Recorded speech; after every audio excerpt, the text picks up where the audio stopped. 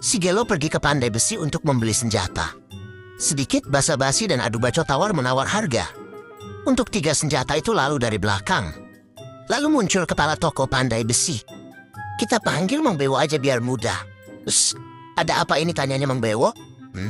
Si Gelo memberitahu bahwa dia akan mendirikan sekte di Iliang bernama Sekte Hao. Dan akan membunuh orang-orang jahat dari sekte Black Chat Union. Dan akan melindungi orang lemah. Dan si Gelo mengajak kepala toko untuk bergabung di sektenya oleh karena itu membutuhkan senjata untuk melawan mereka.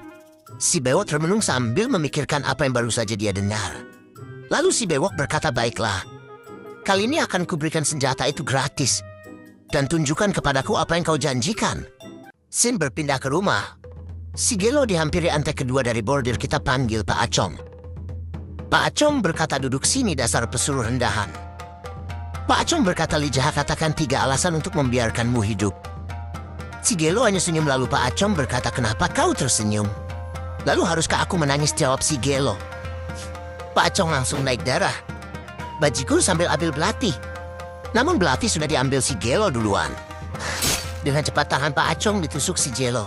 Ayo Pak Acong, beri satu alasan kenapa harus membiarkanmu hidup. Pak Acong melanjutkan serangan. Dengan kecepatan gila si Gelo menancapkan belati ke tangan Pak Acong lagi. Pak Acong berteriak. Jika kau membunuhku, saudara antekku dan Black Chat Union tidak akan memaafkanmu. Si Gelo berkata, aku suruh beri alasan agar kau tetap hidup. Bukan untuk mengancamku. Belati ditanjamkan tepat di dada Pak Acong seketika Pak Acong paeh. Terlihat anak buah Pak Acong masih menggali lubang. Si Gelo berkata, "Oi, berhenti menggali lubang. Bos kalian sudah mati karena kebodohannya bermain pisau. Sepertinya kalian bukan orang sini. Kali ini akan kuampuni kalian, jadi pergilah." Salah satu dari mereka berkata, "Aku harus pergi kemana? Karena aku tidak punya pekerjaan selain bekerja di sini." Lijah berkata, "Apa kau bisa memasak?" "Tentu saja bisa," jawabnya. "Baiklah, kau akan bekerja di sini. Dan yang lainnya silakan pulang kampung ke halaman kalian. Jangan sampai aku melihat kalian lagi." Si Gelo kembali ke rumahnya untuk beristirahat. Dan di sana dia sudah ditunggu oleh si Sipit. Si Sipit berkata, "Anda benar-benar membunuh Pak Acong." Lalu si Gelo menjawab, "Kau pikir aku akan mati di tangan Pak Acong? Anda harus hati-hati mulai sekarang karena Black Cat Union sangat berbahaya," ucapnya si Sipit. Si Gelo berkata, "Oi Sung Tae, tolong belikan cemilan ke warung untuk kita makan sambil minum abok-abokan."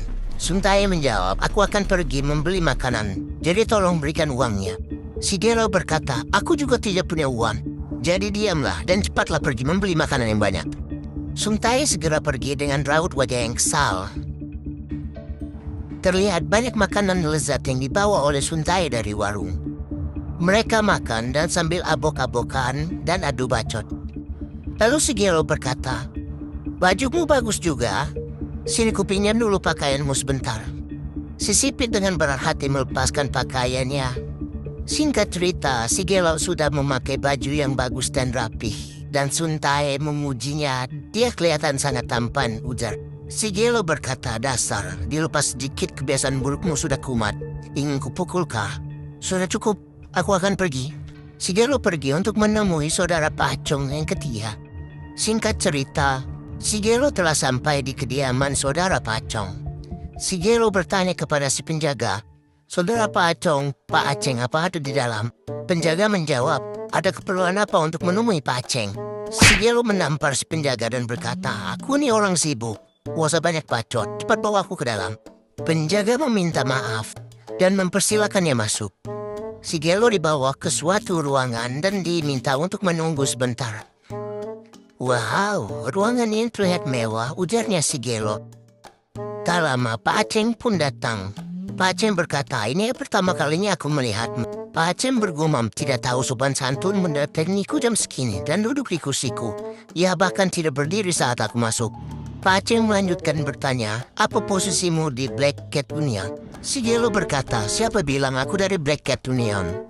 Tak lama Pak Aceng tersadar, "Tunggu, bukankah kau bajingan pelayan di penginapan Jaha?" Si Gelo menjawab, "Benar." "Kau gila, berani-beraninya kau," ucap Pak Aceng. Bagaimana kau bisa hidup? Adikku bilang dia akan pergi untuk membunuhmu.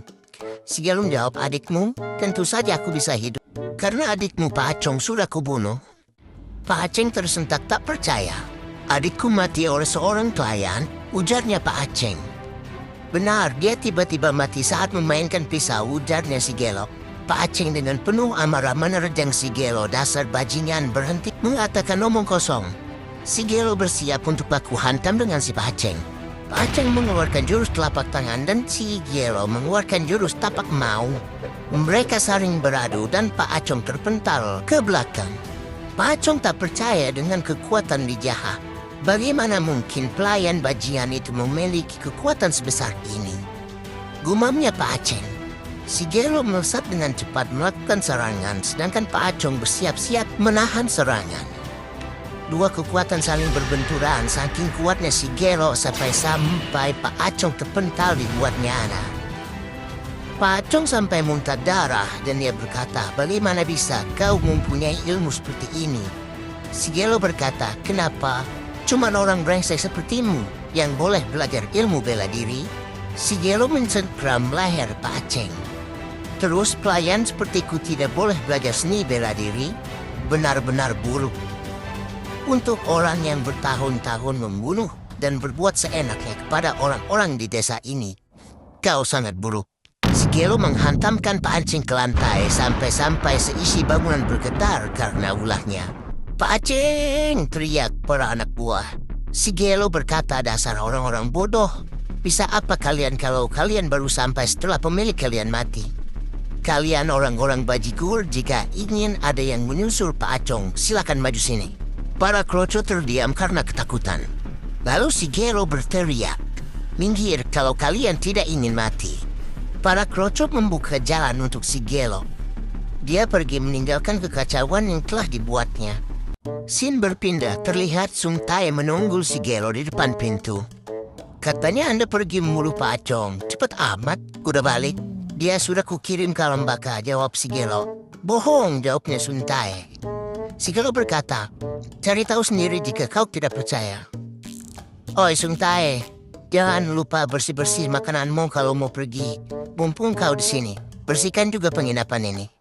Sung Tae dengan kesal menggerutu, sialan, berani-berani dia menyuruhku untuk bersih-bersih. Dengan raut wajah yang kesal, di mana sapunya? Sementara itu, si Gelo sedang melatih energi dalamnya untuk menjadi lebih kuat sepanjang malam. Keesokan paginya, terlihat beberapa orang sedang membicarakan kematian Pak Acong yang dibunuh oleh pelayan penginapan Lijahah. Sung Tae tersenyum mendengar berita itu. Kemudian Sung Tae menuju ke rumah Mang Gelo. Sementara itu, Mang Gelo masih duduk di kamarnya. Dia senang dengan pencapaiannya untuk memperkuat chi tenaga dalamnya. Kamarnya jadi berantakan. Pasti karena kotoran yang keluar dari tubuh saat melakukan kultivasi semalam. Astaga naga, bau apa ini? Terdengar teriakan dari Sung Tae.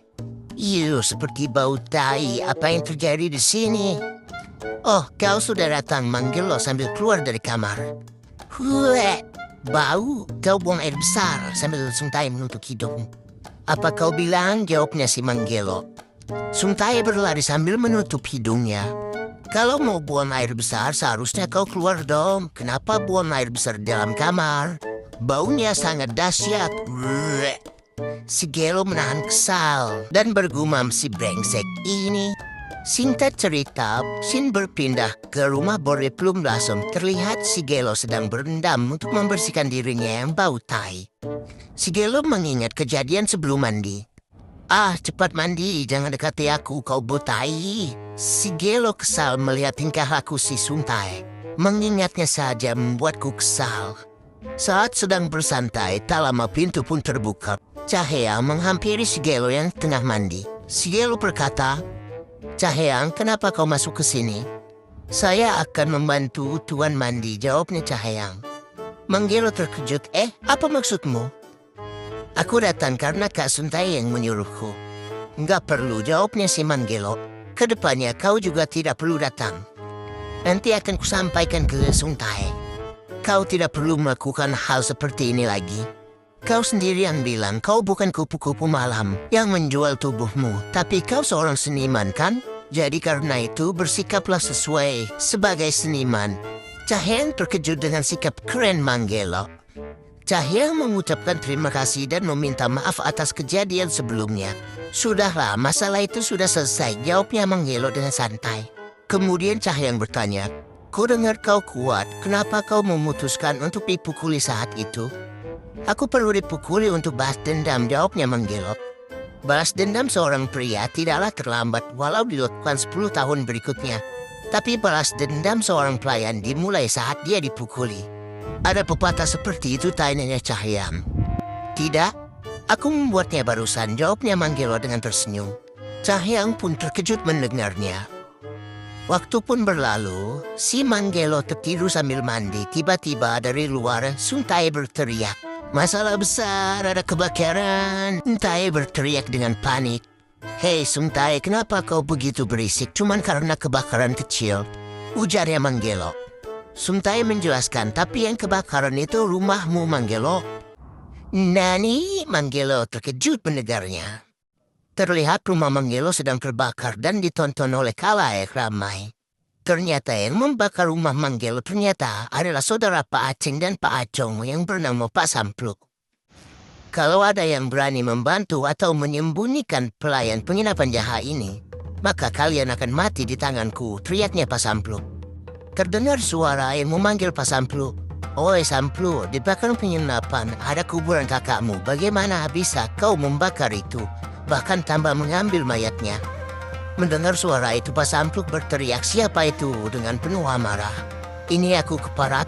Ternyata itu Manggelo. "Kau mencariku sampai membakar penginapan. Apa maksudmu sekarang, brengsek?" Terlihat pria berbaju hitam, kita panggil aja Mang Cendol. Mang Cendol bertanya kepada Pak Sampluk, "Apa itu dia, si pelayan itu?" Jawabnya Pak Sampluk, "Ya benar." Mang Cendol melanjutkan, "Jadi kau mau aku memburu seorang pelayan?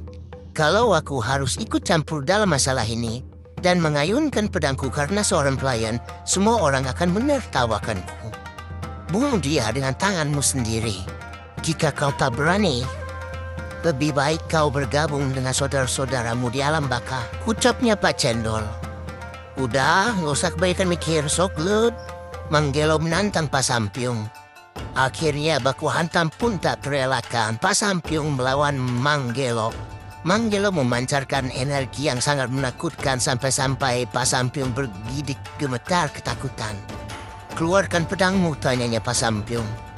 "Untuk orang sepertimu tidak perlu sampai mengeluarkan pedang," jawabnya Manggelo. "Beraninya kau, bajigur."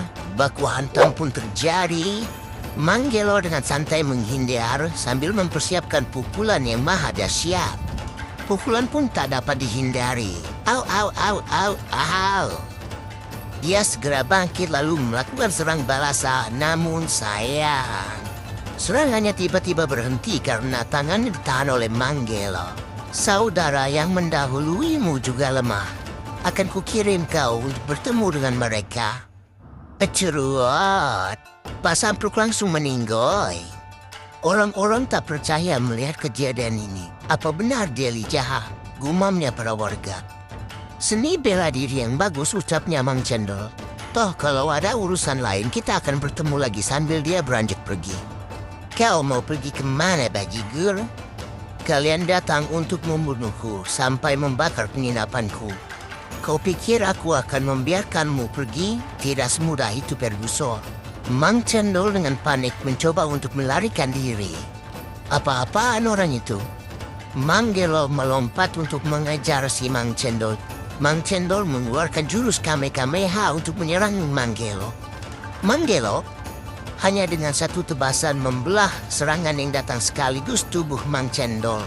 Ceruat, Mang Cendol mati seketika.